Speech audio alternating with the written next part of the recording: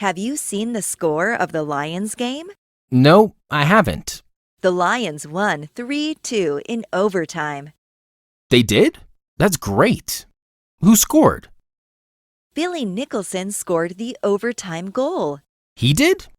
Wow, that's fantastic. He's such a great athlete. He sure is. He's very fast and powerful. Who scored in regulation? Vince Brown and Peter Thornton scored the goals. Vince Brown scored on a penalty kick. Sounds like it was an exciting game. Yes, the highlights look amazing. Do you think they will make the playoffs? I think they have a really good chance. Their schedule is really easy for the rest of the season. I hope so. We haven't won the championship in a long time.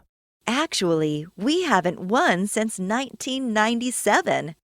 Wow, that really is a long time ago.